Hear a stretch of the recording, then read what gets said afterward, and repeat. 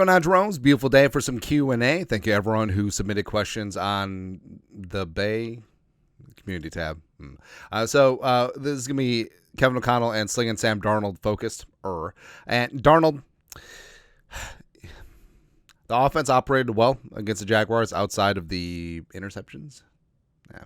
And that's not like the glass is half full. That's legit. Right, and they do need to clean up turnovers. Darnold right now is leading the league in turnovers, 13, and the Vikings have had their bye week, so it's not good. But 10 picks, 3 fumbles, partridge in a pear tree. Yeah, are free.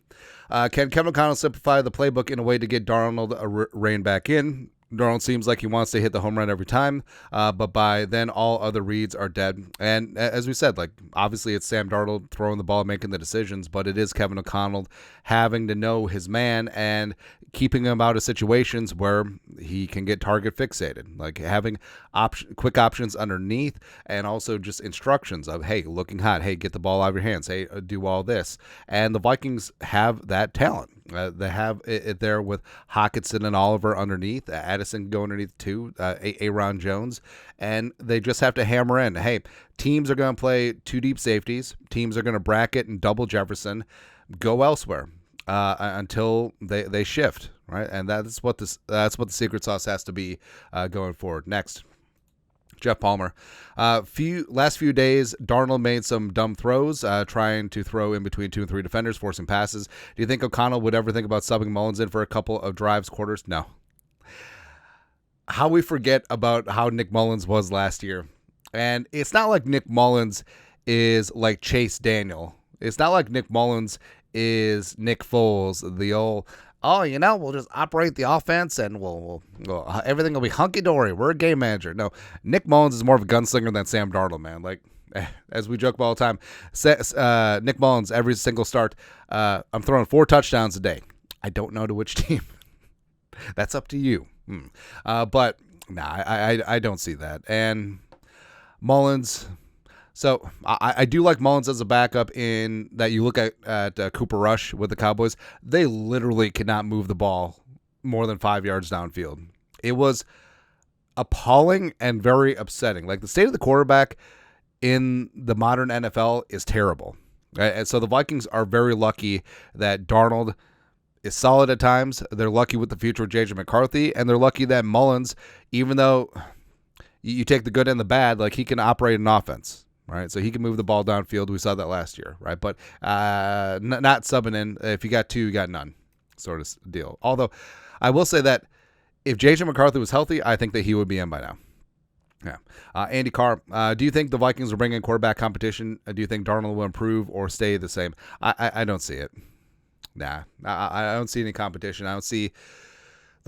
Actually, hold on. Is Jared Hall on the Seahawks roster or practice squad? Wiki Seahawks rooster. Although he may not want to come back because I'm sure he's got feelings about stuff. All right, so he's on the practice squad. So, all right, so Jared Hall is on the Seahawks practice squad. They could call him up to their 53, but also he can refuse. Like players can refuse to make that upward move, but nah. But the main question is a guy like Tannehill. I don't see it. Like, we focus on the downside of Darnold, and there's some, but there's still a lot of upside too. And Sling and Sam Darnold, like it is like Nick Mullens. You do take the good and the bad. There is sweet and sour.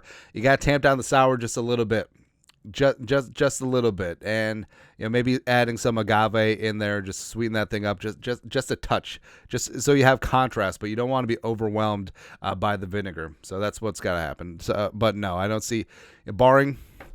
Knocking on all the wood, barring alien abduction, I don't see the Vikings going outside of the current rooster at the quarterback position. Next, Eagle and Guitar Guy. Were Darnold struggles due to poor decision-making or lousy routes by the receivers? Well, just the 3 interceptions on Sunday with the Jaguars. So the first one, I mean, it was pretty clear that Jefferson was being held by Tyson Campbell. That one just sort of is what it is with the deflection. I don't put that on Jefferson. I put it on Darnold, but not entirely. You know what I mean? A second one was a clear drop, but also an inexcusable late force to Jefferson. That's not on JJ. And the last one was just, I don't know. The last one was just a mess. I mean, The last one was bad placement by Darnold because Sanchez broke it down great because it's either a front pylon or back the end zone throw. The worst place that Darnold could throw that ball is right where he did, in the middle. Right, so it's a spot where JJ has to read that situation and he knows to go high or low, and it looked like he was going high, but I mean that ball sailed into the middle. It was just a really bad placement, and I don't put it on the receivers, although they do have to do the work as well. And there was a spot in the middle of the season where Darnold was, especially like Lions and Rams game, where Darnold was just hanging on to the ball way too long, and you look back and the receivers weren't always getting separation, but usually they are, right? So it is there's no one single thing that's to blame, and everyone can certainly do better. And when everyone takes ownership of the situation, you inspire others to do the same. And so if everyone on offense says that we have to get better at our respective jobs, that's a great circle of life, as opposed to these guys need to do better. No, you do. No, you do. You do. You never get anything done by pointing fingers. Right, and that goes with anything in life. So the offense will be fine because we have no choice. Lastly, Blake Leeson. Why do you think Darnold doesn't toss the rock to Addison like he does Jefferson, Speedy, Hockenson, and checkdowns? Seems like Addison only gets 3 or 4 looks total a game, and then the ball is nuked over his head. Free 3. So that did change a bit in the Colts game, where Addison was definitely getting some manufactured touches after the full free 3 movement. I think part of it is that Addison was dinged up in the beginning of the season, and so he developed more of a chemistry with Jalen Naylor as the wide receiver too. But also, they were fine in training camp, and a lot of the big-time plays. Like it seemed like Darnold had at least 1 or 2 big throws every single day in practice, and a lot of it was Addison, a lot of it was Jalen Speedy Naylor. So it does seem to be a disconnect. And it isn't necessarily all on Darnold. You could put some of this on Kevin OConnell as well, where, a lot of times Addison isn't even in the progression, but Addison is ripping things open. I think that he was number 2 in the league against the Colts in terms of separation. I'm sure that he'll have similar numbers against the Jaguars. But at a certain point, it is having too many mouths to feed on this damn good offense. So when you get your opportunities, you have to make them count, right? And guess what? O'Connell does seem to, and Darnold to a degree, do seem to play the whole hot hand thing where, hey, if you do well with your opportunities, you keep going, you keep growing and showing, you keep going from there. So hopefully that will be good to go. Anyways, that is it.